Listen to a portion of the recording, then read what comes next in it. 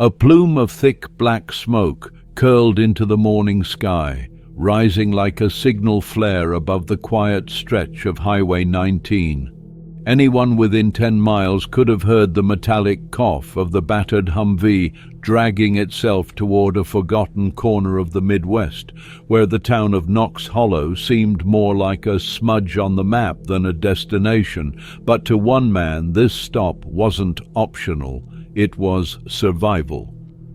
Lieutenant James McAllister, decorated Navy SEAL with 3 combat tours and a chest full of ribbons he never mentioned, stared straight ahead as he gripped the wheel with white knuckles. The vehicle beneath him, a custom-modded military Humvee retrofitted for long-haul charity drives, was on its last breath. The engine rattled, knocking with the desperation of something that had been pushed too far for too long. The temperature gauge was redlining, and the dashboard flickered like a dying heartbeat. He knew he had less than a mile before it gave out for good. The mission wasn't combat, not this time. James was on a nationwide tour to raise money for wounded veterans, a cause that kept him going long after the battlefield. With sponsors waiting in Denver and press scheduled to meet him that evening, a breakdown wasn't just an inconvenience, it was a blow to the very purpose he'd built since retiring from active duty. He slammed a fist against the steering wheel as the engine stuttered again, the Humvee lurching violently before settling into a sickly crawl. Then, just as the GPS flashed a blank screen and the oil pressure bottomed out, he spotted a weathered wooden sign up ahead. Grant's Auto and Aviation Repairs. A miracle, or at least the closest thing to it on a cold Tuesday morning in the middle of nowhere. He pulled in, the Humvee finally gasping one last breath before shuddering to a stop in a gravel lot pocked with oil stains and rimmed with rusting metal scraps. James climbed out slowly, stretching muscles that had spent too many hours cramped behind the wheel, and took in the scene. The shop was nothing to look at. A cinder-block building with peeling paint, a dented metal garage door rolled halfway up, and a flickering neon sign that hadn't worked fully since the early 2000s. No mechanics in sight, no service bay activity, no music playing through garage speakers. Just the hiss of cooling metal and the eerie creak of a wind-battered flag. He popped the Humvee's hood, already preparing himself to diagnose the issue alone if necessary. Diesel fumes billowed upward, and the sickly sweet smell of burning coolant punched him in the face. Great. He muttered a curse under his breath, already thinking about how many hours this delay would cost him. That's when he heard it, the faint, rhythmic clank of tools coming from around the corner of the building. Curious, cautious, and slightly irritated, he followed the noise. There she was. Perched on an old milk crate next to a busted fuselage of a crop duster was a girl. Couldn't have been older than 8. Her jeans were torn at the knees and her sneakers wrapped in duct tape, one side peeling up like a tongue. She wore a patched flannel shirt 2 sizes too big, sleeves rolled up, hands stained with grease. A pair of oversized safety goggles sat pushed up on her forehead, holding back tangled strands of chestnut hair. She didn't look up. Not at first. She was too busy concentrating, elbows deep in what looked like a disassembled lawnmower engine. On a nearby workbench sat a spiral notebook covered in dense sketches, gears, rotors, wiring diagrams that would have looked more at home in an aircraft maintenance manual than a child's drawing pad. James stood there, caught somewhere between confusion and disbelief. "Hey," he called out, "is the mechanic around?" The girl didn't flinch. "Out on a parts run," she replied without missing a beat, still focused on the carburetor she was adjusting. Her voice was calm, matter-of-fact. "Should be back by lunch." James sighed, turned back towards the Humvee and muttered, "Of course." But then she added something that made him stop mid-step. "Your Humvee's not going to make it another mile without a cylinder rebuild." He turned slowly. She was finally looking at him now, eyes sharp and clear, a smudge of oil streaked across one cheek. "I heard it when you pulled in," she continued. "It's misfiring on the 3rd and 4th cylinders, probably from a bad injector or carbon fouling. Judging by the coolant smell, I'd check the head gasket too." James blinked. What did you just say?" She stood, brushing her hands on a rag, and walked toward him like she'd done this 100 times before. "Pop the hood," she said, even though he already had. "I'll show you." Too stunned to argue, he watched as she leaned over the engine bay, her small hands moving with practiced precision. She pointed. "That clanking noise you heard, that's your pushrod tapping, and you've got residue around the injector here. See it? Leaking fuel. Also, your coolant reservoir's practically bone dry. You overheated. Badly." James didn't respond. Couldn't, really. He was still processing the fact that an 8-year-old had just performed a more accurate diagnosis in 2 minutes than the average service station tech could manage with a full diagnostic suite. And she wasn't done. "Where are you headed?" she asked. "Denver," he replied automatically. "Not with this engine, you're not." She pulled back, wiping her hands on her jeans. "I could probably patch it enough to get you to the next town. Maybe. Depends how bad the gasket's gone." "Who are you?" James asked, eyes narrowing. She shrugged. "Emma. I help my grandpa with the shop. He used to fly C-130S. Now he fixes things that can't fly anymore." She reached under her shirt and pulled out a set of dog tags that glinted in the sunlight. "My dad was a crew chief. Taught me everything he knew before he deployed."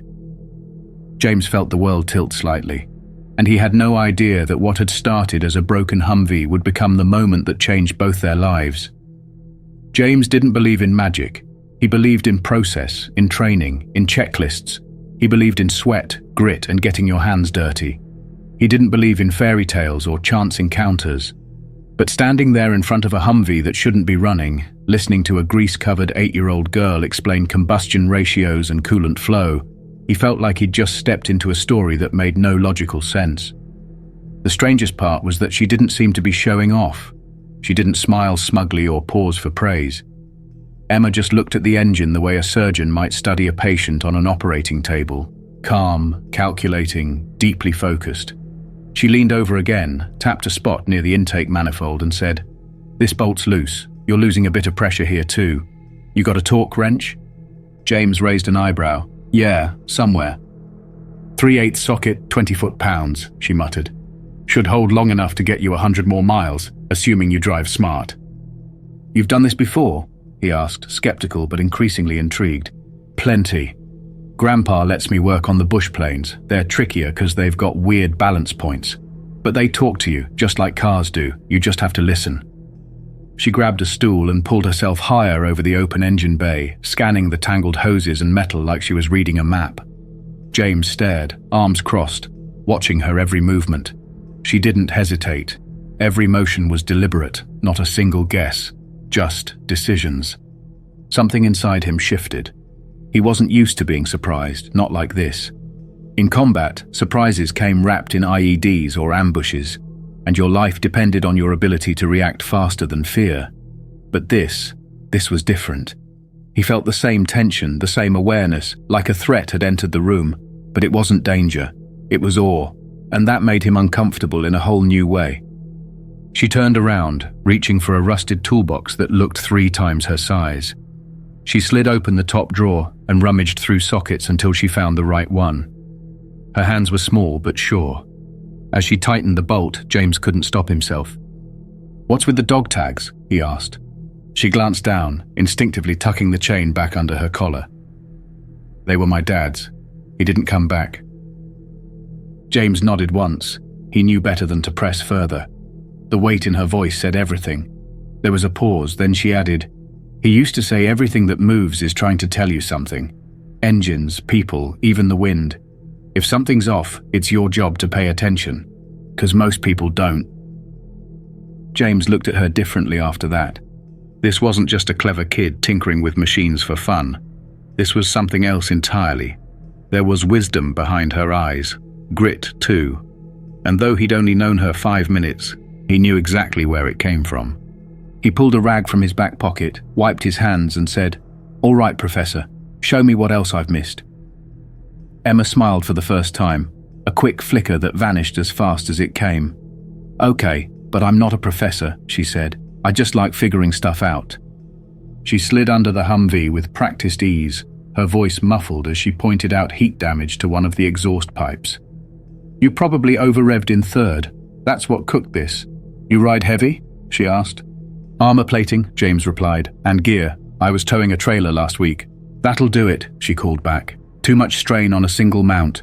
She wriggled out, cheeks streaked with black smudges, then stood and scribbled something into the notebook she always seemed to have nearby. He glanced at it, not just drawings, calculations, schematics, pressure readings, notes written in shorthand he hadn't seen since his days reviewing maintenance manuals overseas. This kid wasn't playing mechanic, she was one, maybe even better than most he'd worked with. "Where'd you learn to write like that?" he asked. "My dad used to quiz me," she said. "When I was 5, he had me label parts of a Pratt & Whitney engine blindfolded. By 6, I could diagram a helicopter rotor system from memory.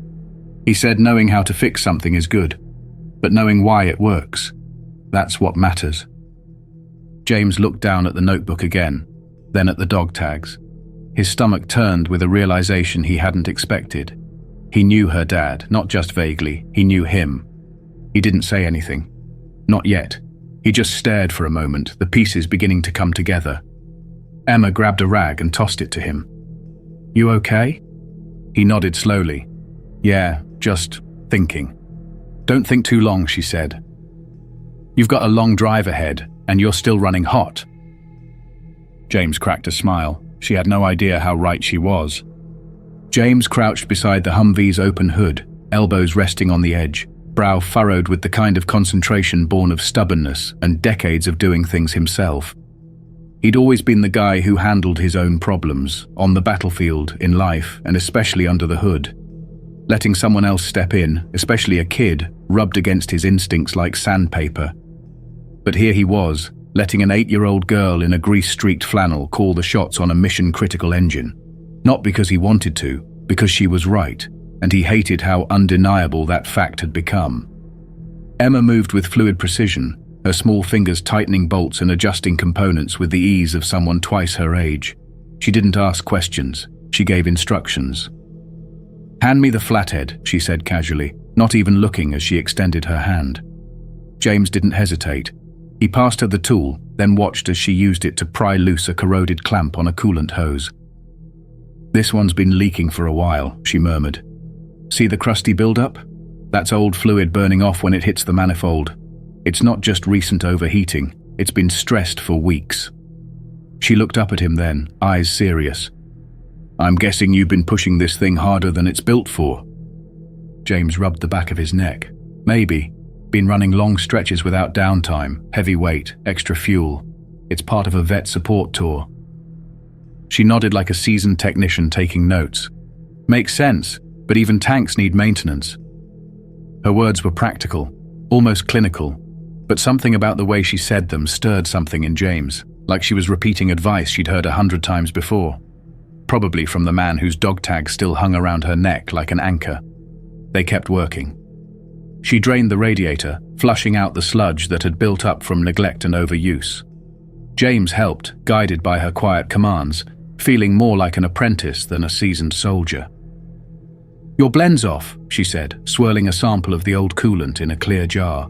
"You've got too much water in the mix. That's why it's not holding heat right. Needs a 70/30ths with this kind of load." She walked over to the shelf and pulled a bottle down like she owned the place. She probably did. James studied her while she worked, unable to stop his mind from wandering back in time. Back to a different country, a different kind of dust, a different kind of heat. He remembered a helicopter going down in the middle of nowhere, rotor blades chewing dirt before going still. He remembered pain, sharp, cold pain in his side, his leg, and the feeling of blood soaking into the sand. And he remembered a man's voice, calm, steady, commanding. "Stay with me, I've got you." That voice belonged to Chief Warrant Officer Daniel Brooks. He'd been the medic who pulled James from the wreckage, kept him alive through a night of gunfire and isolation, wrapped in darkness and the sound of distant mortars. Brooks had worked like a machine, focused and fearless, all while the world around them burned. He never once stopped moving, never once panicked. He told James stories to keep him awake, about home, about his daughter. She was 5 then, obsessed with airplanes, could name more aircraft than most grown pilots, wanted to be like her dad, only better. James watched Emma now and everything clicked. She didn't just remind him of Brooks, she was him in miniature. The same control under pressure, the same clarity, the same complete lack of ego. The tags around her neck suddenly felt heavy with meaning. He felt a lump rise in his throat and swallowed it down, but the weight of memory stayed anchored to his chest. Emma tightened the last hose and wiped her hands clean. "I rerouted your bypass line," she said. "That should stabilize the cooling loop. If you keep the RPMs low and avoid steep grades, you'll make it to Denver. But you'll need a new gasket kit soon. Like, really soon." She hesitated, then added, "I could do it, but Grandpa says not to do full rebuilds unless he's around." James chuckled, softly but sincerely. "That's probably wise." He stood up, dusted off his jeans, and looked at the Humvee like it was something entirely new. Not because of what had changed under the hood, but because of who had changed it. Emma packed up the tools, folding the rag with the kind of meticulous neatness only kids taught by the military learn to respect. James walked over to his truck, pausing with his hand on the driver's side door. "You said your dad taught you all this?" She nodded once, quiet now, before he left for his last deployment. "Afghanistan?" James asked, already knowing the answer. "Yeah," she said, her voice smaller than before. "He didn't come back." He let that sit between them for a moment, then reached into his glove box and pulled out a small folded patch, a faded emblem from a SEAL unit that hadn't seen the light of day in years. He handed it to her gently. "Your dad, he saved my life." She looked up sharply. "I never got to thank him, but now I think maybe I get to thank you instead." Emma stared at the patch in her hands, then back at him. For the first time since he arrived, her composure cracked just a little. Her chin quivered, and her eyes shimmered in the sunlight, but she didn't let a single tear fall. She just held that patch like it meant everything, and for her, maybe it did. James climbed into the Humvee, turned the key, and heard the engine purr. Steady, clean, strong. The roar of it should have been just another machine sound, but today it felt like something else. Like redemption, like memory, like a promise being honored by the next generation. He pulled out slowly, waving once before turning back toward the highway. Emma stood there, one hand resting on the workbench, the other clutching the patch against her chest, dog tags glinting beneath the afternoon sun. And as James disappeared down the road, she whispered under her breath, so soft only the wind could hear it. "Told you I could fix it, Daddy." James drove in silence for miles, the steady hum of the engine a comforting rhythm beneath the weight of everything he was trying to process. The Humvee was running smoother than it had in months, no sputters, no warning lights, no erratic temperature jumps. It didn't make sense. Not just the mechanical part, but the entire encounter. That girl, that shop, those dog tags. Something inside him kept circling back to the way she had spoken, not just with knowledge, but with the same measured intensity he remembered from one man in particular. It was more than memory. It was recognition, like a song you haven't heard in years suddenly playing through a wall, impossible to ignore. It wasn't just that she reminded him of someone, she was his daughter. She had to be. By the time James reached the next town, he couldn't shake it. He pulled into a truck stop and sat in the cab for a long while, before reaching into the glove compartment and pulling out an old notebook. The cover was worn, the corners frayed. Inside were names, some scratched out, some circled, some underlined 3 times over. It was the kind of record only a soldier keeps. In the margins were codes, call signs, and scribbled details from every unit he'd ever served with. He flipped to a page marked Afghanistan, FOB Sparrow, and there it was. Brooks, Daniel J., CW2, status, KIA. He remembered the day the chopper went down, the mission, the scramble, the gunfire, the man who stayed behind to cover the exit while the rest of them got clear. And the promise made in the heat of that chaos: "If anything happens to me, make sure my little girl knows I never stopped thinking about her." James had carried that moment for years like a splinter in his soul. It had haunted him in hospital rooms and barracks, followed him through every deployment and into civilian life. And now, 8 years later, he had met her. Not through some orchestrated visit or delayed letter, but through fate, through the broken engine of a soldier trying to do one last good thing. He closed the notebook, his hands shaking slightly, and leaned back in the seat. How do you walk back into a garage and tell an 8-year-old girl that her father was a hero? That he was brave, selfless, and died saving men he'd only known for a few months? How do you even begin to explain what that kind of courage looks like without turning it into another sad war story? James turned the key again and headed back toward Knox Hollow. He didn't care about the schedule anymore. The press stops, the charity dinner in Denver, it could all wait. Some things were bigger than media coverage. Some things couldn't be rescheduled. When he pulled back into the gravel lot in front of Grant's auto, the place was still quiet. Afternoon sun stretched across the cracked pavement, and the scent of engine oil lingered like a signature. He stepped out of the vehicle, heart pounding, and walked around the back where Emma had first appeared. She was there again, this time working on a small 4-stroke engine, possibly for a generator or a quad bike. Her sleeves were rolled up, goggles back in place, and there was a streak of soot running down her left arm. She didn't look up at first, just said, "Back already. Did it overheat again?" James crouched beside her, this time at eye level, and shook his head. "No, it's running better than it ever has. You did good, Emma. Real good." She offered a small smile, proud but modest. "Told you it would hold." He nodded slowly.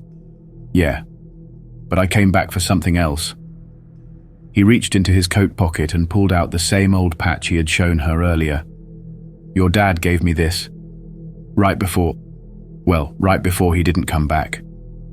He paused, letting the silence stretch just enough to carry the weight of what he was about to say. "We were in the mountains. He saved my life. Pulled me out when no one else could. We were surrounded. He stayed behind and bought us time. I made it out because of him.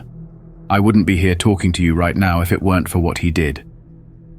Emma didn't speak. Her hands had stopped moving. She stared at the patch in his outstretched hand like it might dissolve if she blinked. "I promised him something," James continued, his voice rough. "He made me swear that if anything happened, I'd find a way to tell his daughter that he never once forgot her, that even with bullets flying and the world on fire, she was still the thing he thought about first. Not his own safety, not even the mission. You." Emma blinked slowly, and when she finally looked up at him, her eyes were full, not of tears but of something older than her years. "He told me he'd come home," she whispered. James's chest tightened. "He wanted to, more than anything. But the kind of man your father was. He wouldn't let anyone else take that risk. He was always the first in, last out. That's who he was. That's why he's a hero." She looked away then, staring off into the rows of rusted equipment and forgotten engines, her breathing shallow. "People don't talk about him much anymore," she said. "Not even Grandpa. He just gets quiet." "They don't because it hurts," James said. "But that doesn't mean they forgot. And seeing you, Emma, you're a piece of him. You move like him, think like him. You even speak like him. I swear, when you were explaining the engine earlier, I thought I was hearing his voice again." Emma bit her lip, then reached under her shirt and pulled out the dog tags. "These are all I have left," she said. "They're not," James replied gently. "You've got everything he gave you, the skill, the guts, the heart. He lives in you, kid." She looked down, letting the tags rest against her palm. "I didn't know he saved anyone. Nobody ever said." "Well," James said, standing slowly, "he did. And I'm going to make sure people know about him, about you." He reached for the patch again and pressed it into her hand. "Keep this. I think it belongs with you now." She nodded slowly, still silent, but the way she closed her fingers around the patch said more than words could. It was reverence, memory, connection. Then she tucked it carefully into her pocket, wiped her hands on a rag, and whispered, "Thank you." James gave her one last look before turning back toward the lot. As he climbed into the Humvee, he realized something he hadn't in years. He felt lighter. The old guilt, the unspoken promise, the pain of unfinished business. It wasn't gone, but it had finally started to heal. And for the first time in a long, long time, the road ahead didn't feel so heavy. For a long time after James left, Emma didn't move. She just sat there, fingers curled around the old patch like it was something sacred, something fragile, something she'd been waiting for without even knowing it. She stared down at it, the frayed fabric worn thin from years of dust and sweat, and in it she saw a piece of her father she'd never known, something not captured in the photos tucked away in the attic, or the folded flag resting in a wooden case on her grandmother's mantel. This patch had lived beside him. It had gone through hell strapped to his chest, soaked in the same heat and noise and fear that had taken him away. And now it was hers. Not because she asked for it, but because she'd earned it, without even trying. When she finally stood up, it wasn't with the slow drag of a child carrying grief. It was with purpose, a weight in her chest, but also a strange kind of clarity in her mind. All her life she'd known her father was a soldier. She'd heard the polite condolences, the speeches at the memorial, the way her grandpa would change the subject whenever she asked too many questions. But she'd never heard his story. Not like this. Not from someone who was there. She'd never known about the mountains, the ambush, the rescue. She'd never known that he was the reason someone else lived. And now, standing alone beside the dusty workbench, with the smell of oil still clinging to her clothes, she knew something else too. She was part of that story. Later that night, long after the shop had closed and the town settled into its usual hush, Emma sat at the kitchen table with her grandfather. He was a quiet man, tough as weathered stone, the kind who could rebuild an entire aircraft wing without saying more than 10 words. He'd raised her after her father died, taken her to school, taught her to weld and talk and solder. But there were always walls built from pain, from silence, from things he couldn't bring himself to say. That night, though, as Emma slowly placed the patch in front of him and told him what James had said, something in the old man cracked. He didn't speak for a long time, just stared at the patch with eyes that had seen too many departures and not enough returns. Then, without a word, he got up and left the room. Emma sat there in the quiet, thinking maybe she'd gone too far, maybe she shouldn't have brought it up. But a few minutes later, he came back. In his hands was a box, metal, dented, scarred from years of use. He set it down in front of her and opened the lid. Inside were photographs, letters, mission briefs, even a tape recorder with old cassette reels labeled in blocky handwriting. Kandahar, 2015. Brooks. She looked up at him, wide-eyed. He sent these home before his last tour, her grandfather said, voice low and gruff. I couldn't bring myself to go through it, just didn't have it in me. He sat down beside her, running a rough hand through thinning grey hair. But maybe it's time you heard him for yourself. They spent hours going through the box. Photographs of her father in uniform, sometimes smiling, sometimes serious, always surrounded by his unit. Notes scrawled in the margins of folded maps, reminders, coordinates, jokes meant for no one but him. There were letters, dozens of them, some addressed to her, others to her mother, and a few to her grandfather, never mailed. And then there were the tapes. Emma gently placed one into the old cassette player and pressed play. The hiss of static gave way to her father's voice, calm, clear, steady. She froze, unable to breathe, as the sound washed over her. Hey, Em, the recording began. You're probably too young to understand most of this now, but I hope one day you'll hear it. I just wanted you to know something. Being your dad is the best thing I've ever done. Nothing else comes close. I miss you every day out here.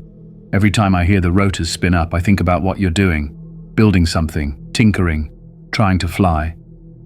Emma closed her eyes, letting the voice settle deep into the corners of her soul. Her father wasn't just a folded flag and a funeral salute. He was here, alive in these words, in this memory, in the steel and grease-stained pages of her own life. Over the next few weeks, everything changed, not in loud, dramatic ways, but in the quiet moments. The way Emma approached her work, the confidence in her voice when she spoke to customers, the way her grandfather would now sit beside her at the bench and explain the history behind a particular engine part, who made it, how long it had been in service, which war it had survived. Their relationship, once built on shared silence and mutual skill, began to fill with words. Emma started organizing the notes and photos, not just to remember, but to build something bigger. A record, a tribute, a way to tell the full story of a man who'd never sought recognition, but had earned every ounce of it. James had lit the spark, but now she was carrying the torch. And though she was still just a kid in the eyes of the world, she carried herself like someone who had seen something most people never would. In school, when teachers asked her to write about her hero, she didn't hesitate anymore. And when the local newspaper came by, after hearing about the soldier whose Humvee she had repaired on her own, she told the truth. Not just about what she did, but about who had taught her and the price he paid for it. She didn't cry when she spoke. She didn't need to. Her story carried enough weight without tears. One afternoon, while cleaning out an old tool chest, Emma found a set of aviation pins her father had earned during training. One was engraved with a single word: listen. She pinned it to her shirt and wore it every time she worked. It wasn't just a motto, it was a legacy. And in every bolt she tightened, every engine she brought back to life, every kid in town she helped fix a busted bike or mower, she wasn't just honoring her father, she was becoming the kind of person he'd hoped she'd grow into. And in the quiet hum of the engines she repaired, in the clink of tools and the rhythm of rotating parts, she could still hear his voice, calm, steady, present. It was nearly a month after James had first rolled into Knox Hollow when he returned, this time not with engine trouble, but with something far more personal. The Humvee looked freshly washed, a subtle nod to the respect he felt for the place and the people within it. But Emma didn't notice the polish or the new tires. She noticed the look in his eyes as he stepped out, steady, purposeful, with the quiet gravity of a man who'd made a decision and wasn't turning back from it. He greeted her with a warm nod and a question. "Your grandpa home?" Emma led him inside the shop's small office, where the walls were covered in faded aviation posters and hand-scribbled repair tickets from decades past. Her grandfather sat behind a desk littered with parts catalogues, sipping from a dented thermos. When James entered, the old man stood, not out of obligation but instinct. Men like him didn't need introductions. They could size each other up in a glance. War did that. You could see it in the shoulders, the posture, the scars that didn't show but always lingered in the way a man carried himself. James extended his hand. "Chief McAllister, served with Daniel, your son." The old man's eyes narrowed slightly, lips tightening. "I figured," he said. "You look like someone who knows how to carry silence." Then, without another word, he shook James's hand. James took a breath. "I've been thinking about your granddaughter, about her story, her skill, her mind, and her heart." The old man raised an eyebrow but said nothing. "I've made some calls," James continued, "reached out to some people I trust, people who owe their lives to men like Daniel, and after talking with them, we've decided to do something in his name, not just a gesture, a real opportunity." Emma leaned forward, listening intently. Her hands were fidgeting in her lap, but her eyes didn't waver. "I'm launching a scholarship fund," James said. "It's going to be called the Daniel Brooks Initiative. It'll start right here in Knox Hollow, but it won't stay here. It's for kids like Emma, kids who've got the brains but not the backing, who've got the fire but not the platform. The first full ride is hers, full tuition all the way through, engineering, aviation, robotics, whatever she chooses. She's earned it, and then some." The room went quiet. Her grandfather slowly sat down, fingers gripping the edge of the desk. He wasn't a man who cried, but something shifted in his posture, in the set of his jaw. Emma stared at James, stunned. "You mean like college?" "I mean more than college," James replied. "I mean internships, labs, mentors, tools, a seat at the table. I want you to have every door that your dad never got to walk through."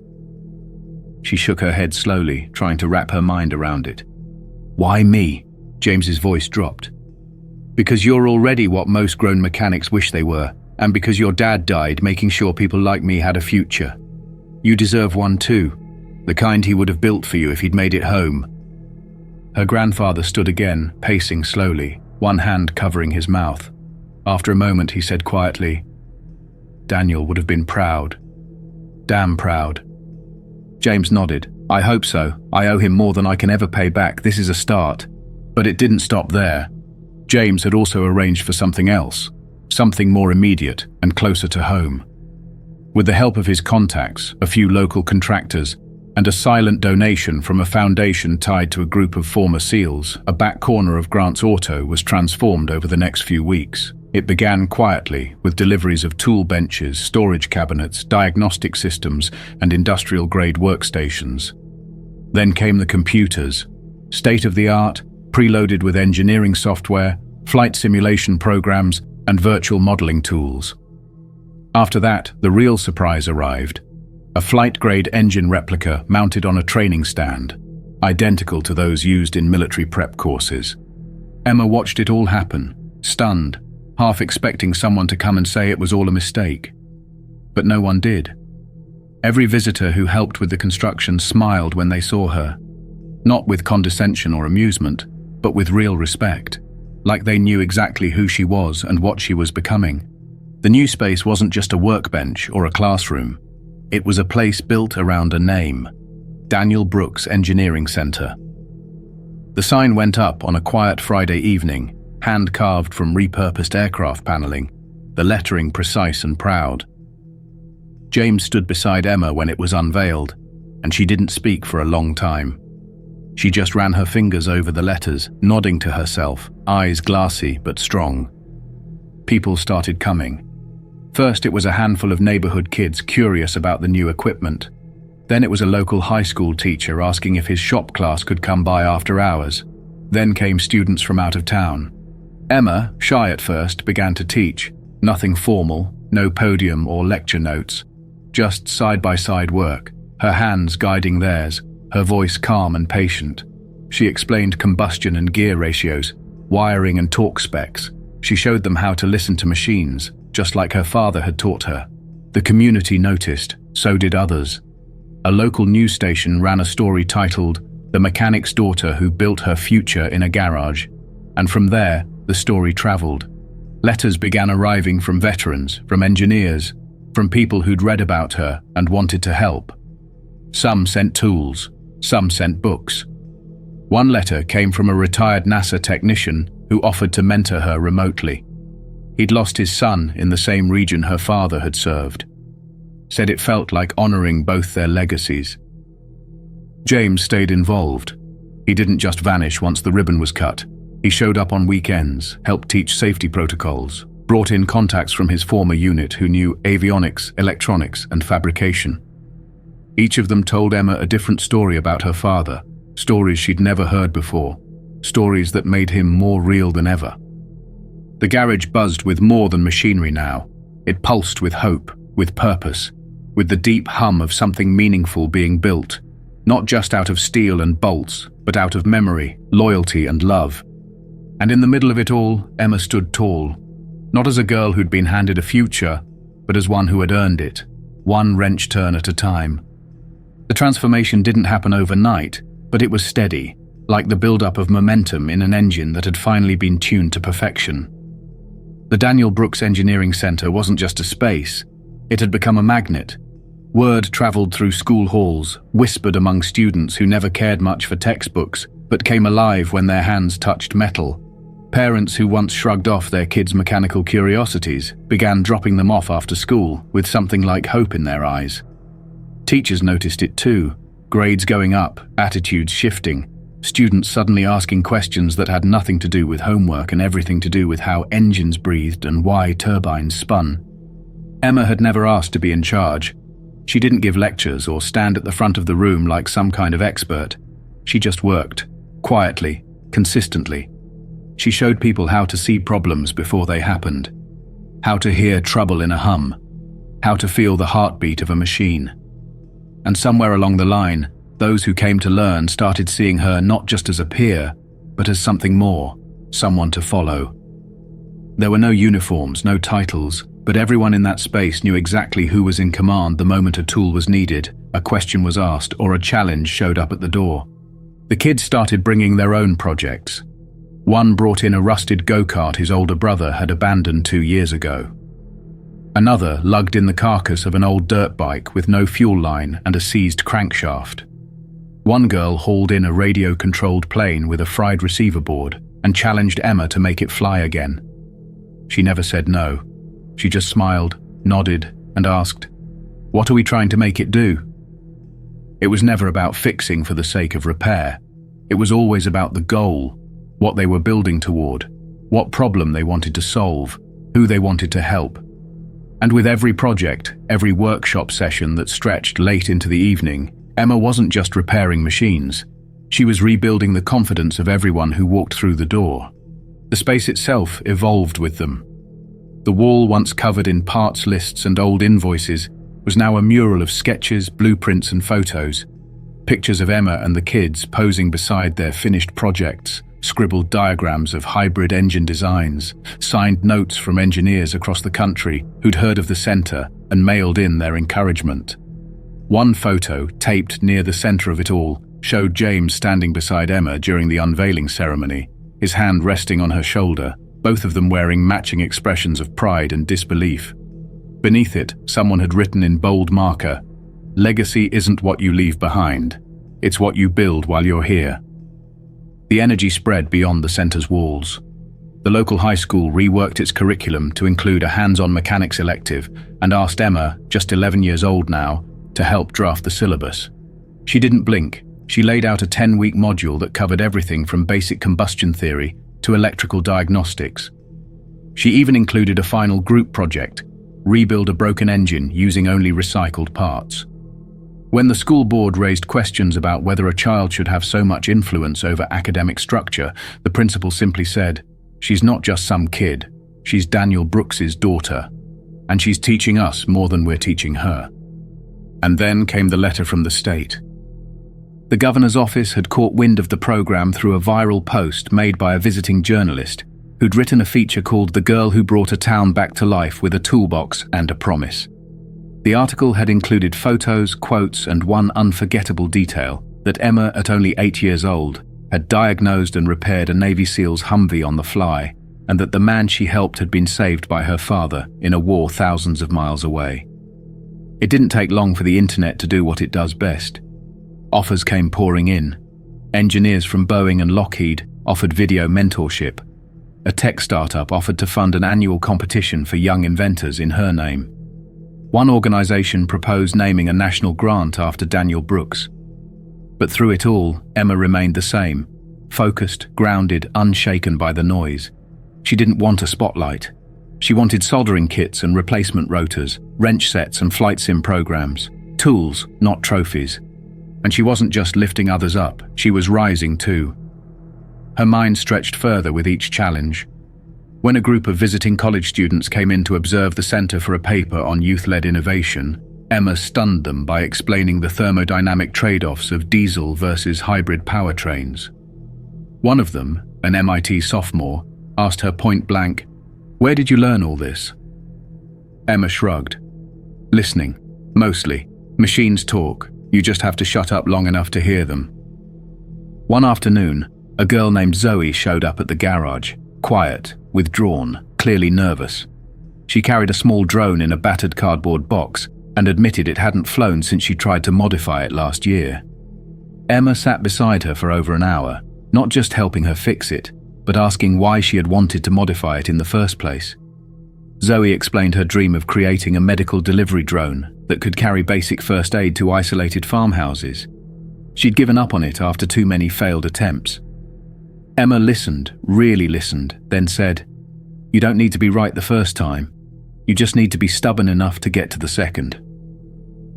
They stayed at that bench until the drone lifted off again for the first time in months. The look on Zoe's face, that wide-eyed mix of disbelief and rediscovered ambition, was the kind of victory no medal could match. It was moments like that that began to define the center. Not just machines humming back to life, but people too. Kids who'd felt invisible in classrooms now stood proudly beside projects that worked. Teenagers who were told they weren't academic enough found themselves designing better alternators and wiring lighting circuits that lit up the room.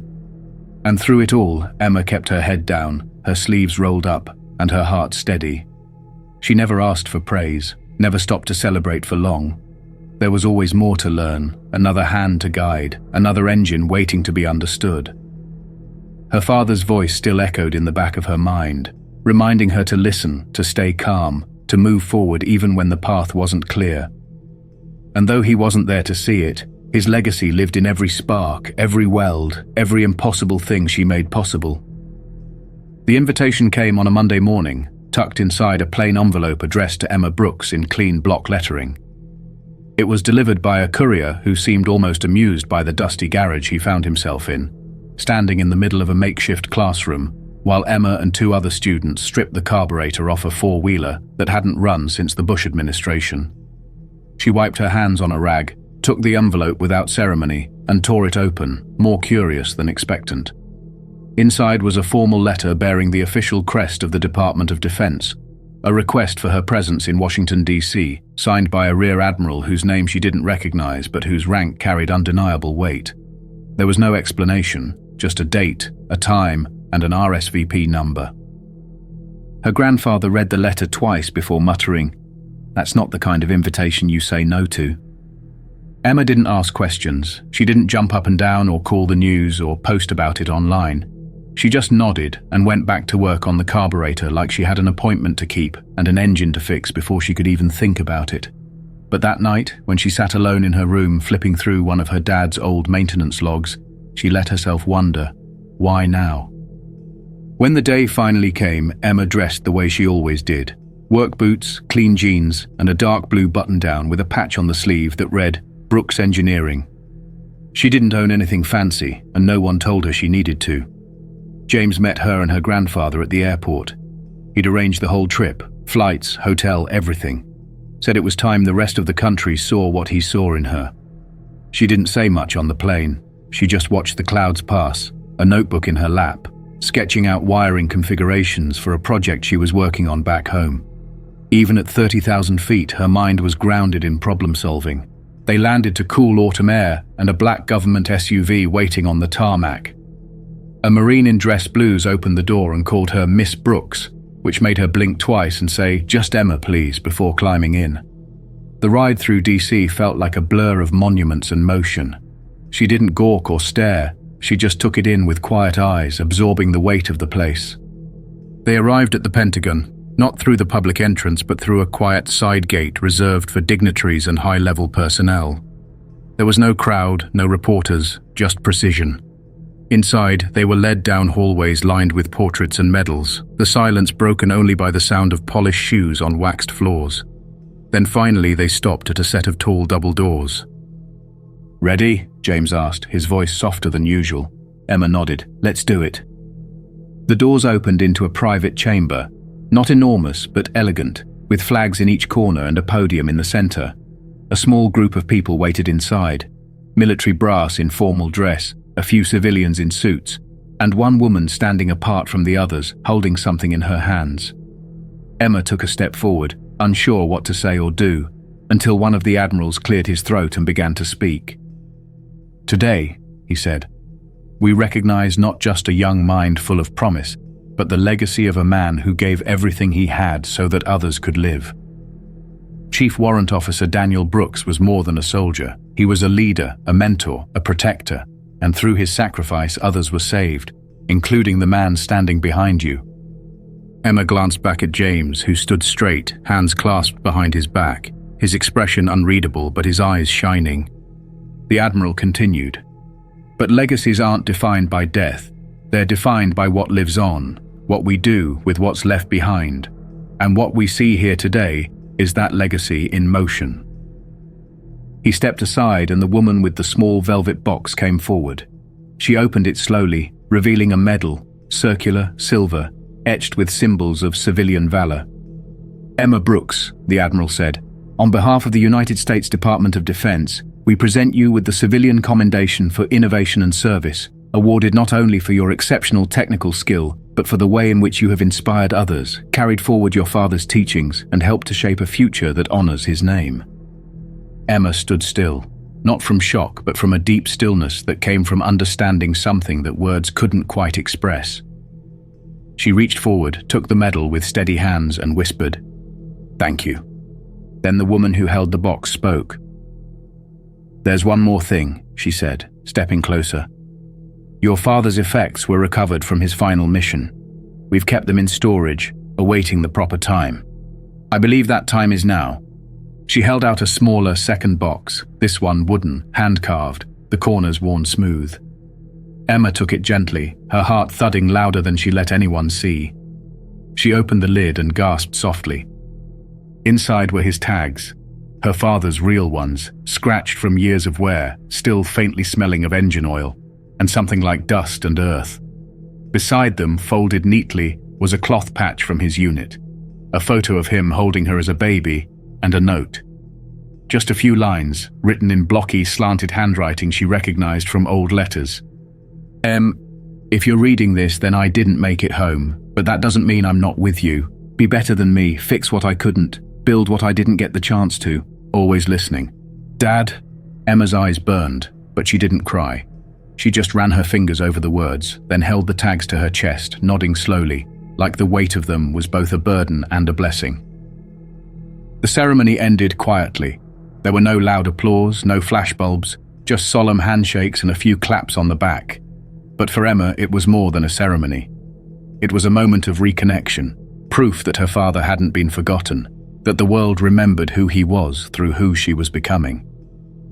On the flight home, she sat quietly, the box in her lap, the medal still in her pocket.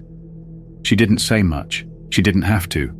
Her grandfather placed a hand on her shoulder and left it there the whole flight. When they touched down, James walked her back to the gate and said, "You ever need anything? You call. Doesn't matter what. You're family now." Emma nodded. "You always were."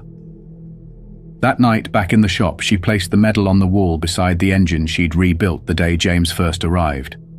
Then she placed the tags, his tags, beside her own, which had always felt like a shadow of the real thing. Now she had both, one resting where it had always belonged. And for the first time in a long while, Emma didn't feel like she was chasing her father's legacy. She was living it. It started with a letter from a retired Navy mechanic in Virginia who had read about Emma's story online. He wrote in neat cursive, introducing himself as Chief Petty Officer Alan Kimball, and said he had spent 3 decades working on carrier-based aircraft before retiring to a quiet life fixing fishing boats.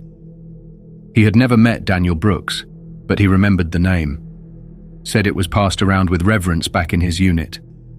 He wanted Emma to know that what she was doing mattered, that it echoed beyond her garage, and that somewhere in every corner of the military's mechanical world, there were people nodding in recognition when her name came up. He enclosed an old wrench he'd used on his last deployment, polished clean, engraved with the words, "Service is more than a mission, it's a choice." After that, more letters came.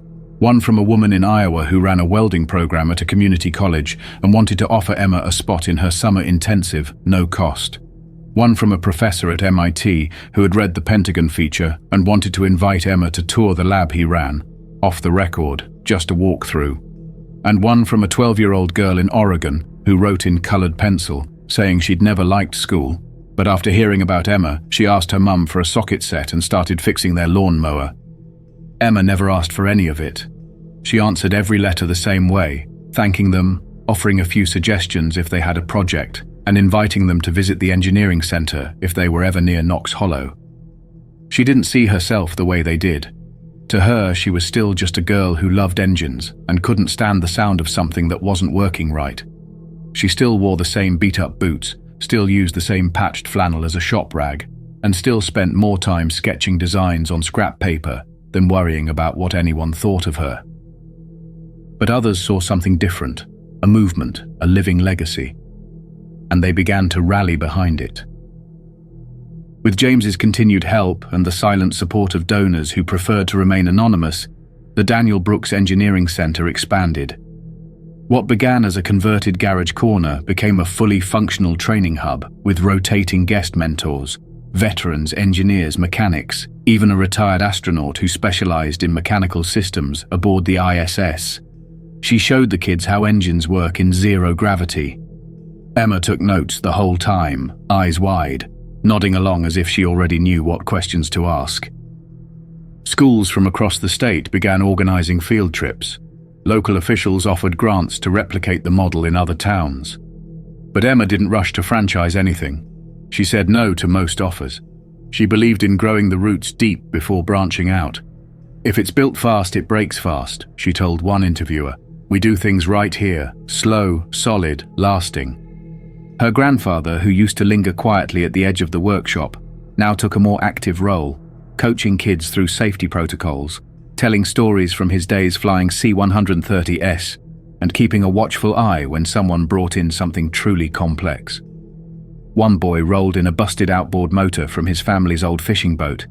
The thing looked like it had spent most of the last decade rusting at the bottom of a river.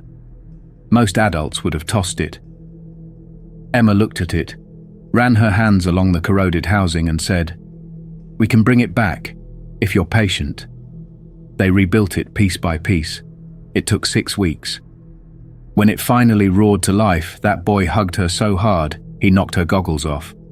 She laughed, then made him install a kill switch, just to be safe. One Friday afternoon, Emma stood alone in the shop long after everyone else had gone home. The sun had dipped below the tree line, casting the place in a soft orange glow. She stood in front of the wall that had become a kind of living tribute. Pictures, blueprints, letters, awards. In the center was the original photo of her dad holding her as a baby, the corners worn, the ink fading. Below it were the dog tags returned to her in DC, still resting in the small display box they'd given her. She added one new piece that evening, Chief Kimball's wrench, now mounted with a small plaque beneath it. For a moment, she didn't do anything, just stood there, arms folded, soaking it in. The quiet hum of the lights, the faint smell of grease and copper, the echoes of voices that had long since gone home. She closed her eyes and breathed in deeply, the kind of breath that settles you, not because everything is perfect, but because you know you're exactly where you're supposed to be. When she opened her eyes, she spotted James standing in the doorway. He'd been watching quietly, hands in his jacket pockets. "You've built something here," he said. Emma shrugged. "I'm just fixing what's broken." "No," James replied. "You're building what's next. There's a difference." He walked in and handed her a manila folder. She flipped it open to see official paperwork, some kind of application. "What's this?" "It's a recommendation," James said, "to a technical institute in Virginia. Early admission. They have a junior program. You'd be working with real flight simulators, composite materials, even drones. You don't have to go, but you could.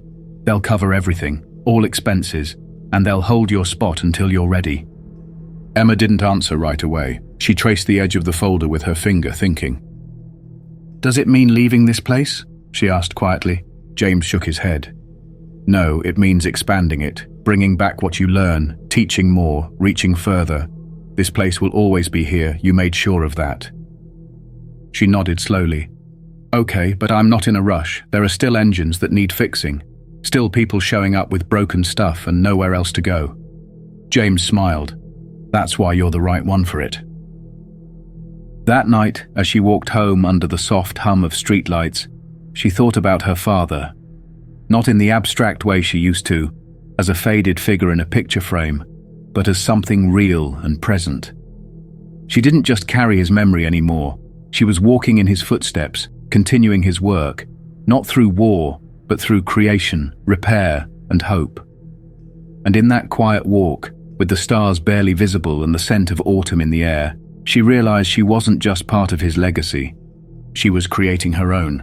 The storm rolled in without warning, low thunder grumbling across the hills and dark clouds swallowing up the late afternoon sun. Emma was already elbow-deep in the inner workings of a twin-cylinder engine, sleeves rolled up past her elbows, grease smudged along her cheekbone like a badge.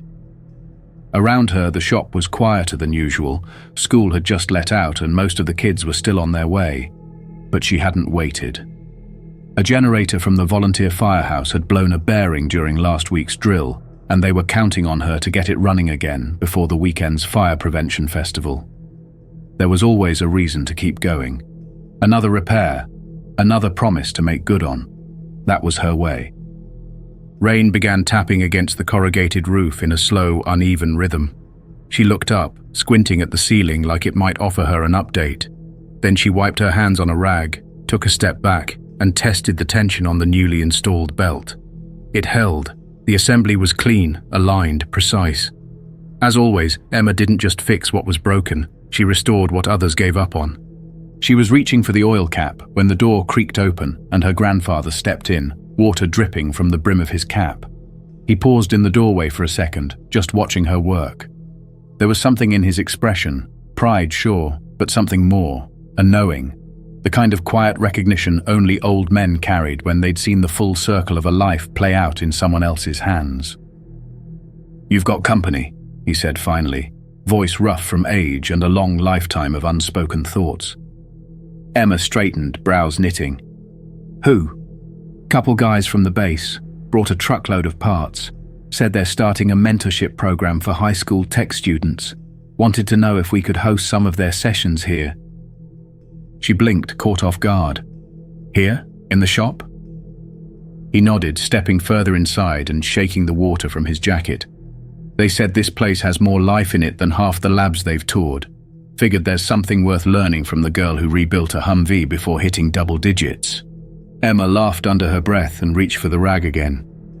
I guess we'll need more benches. Her grandfather smiled and leaned against the wall, arms crossed. You've turned this place into something else. Something bigger than I ever imagined when I first opened those doors. I thought I was just building a repair shop. Turns out you were building a future. Emma looked around. The walls were no longer just grey concrete. They were covered with whiteboards, charts and photos. The old bulletin board was now layered with handwritten thank you notes, some from as far away as Alaska. Each one told a story. A girl who passed her first certification test. A boy who fixed his family's truck and got it back on the road. A teacher who used one of Emma's lectures to jumpstart his after-school program. The ripples were everywhere. The door opened again, and this time it was James, soaked from the rain but grinning wide, holding a stack of envelopes under one arm. You've got mail, he said, setting them down on the workbench. More than I've ever seen come in one day. And this one, he held up a thick manila envelope, looks official. Emma dried her hands and took it from him. No label, just her name. She peeled it open and unfolded a letter printed on heavy parchment, her eyes scanning quickly. Then again, then slower. James watched her carefully. Good news? She exhaled slowly, then held up the letter. NASA Youth Initiative. They want me to join a pilot program for next-gen engineers. Remote collaboration with real mission engineers. Design challenges, labs, experiments. They even want me to present one of my rebuilds as a case study. James let out a low whistle. Told you they'd find you eventually.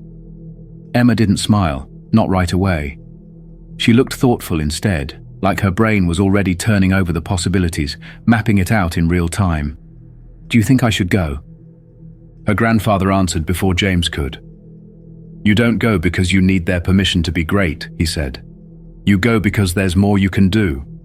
Because your reach should match your ability. Emma nodded, folding the letter carefully and slipping it back into the envelope.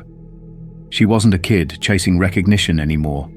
She understood what was at stake. The garage wasn't just where she learned, it was where others had found their footing too.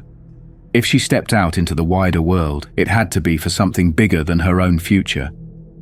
Over the next few days, she planned quietly. She kept fixing what came through the doors. Mowers, small engines, the occasional snowblower. But she also started drafting her first presentation. She chose the Humvee. Not because it was her first big project, but because of what it led to. The chance meeting, the legacy, the beginning of everything. She wrote about the diagnosis, the rebuild, the testing, but she also wrote about Daniel Brooks. Not as a ghost, but as a presence. Not as a hero in the distance, but as the first voice she'd ever listened to. The night before her first virtual meeting with NASA, she sat in the workshop alone. The place was dark except for a single hanging bulb above the drafting table. She ran her hand over the old patch James had given her, still framed beside her dad's tags.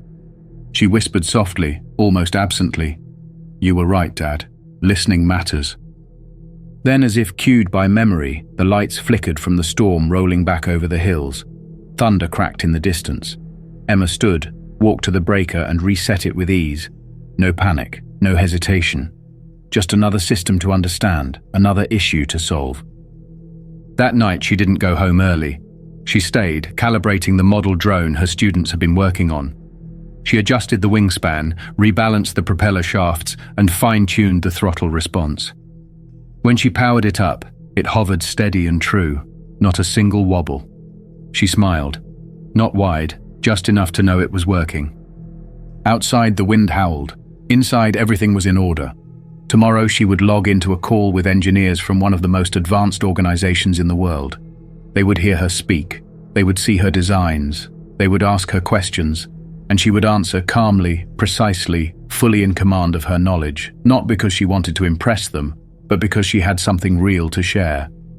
And when it was over, she'd come right back to this garage, to the machines, to the students, to the tools, to the patch and the tags and the wall of faces and thank you notes. Because no matter how far her future reached, her roots were right here, in steel and sweat and memory, in the sound of a wrench clicking tight, in the hum of something coming back to life, in the promise that what her father began, she would finish, and then build something greater.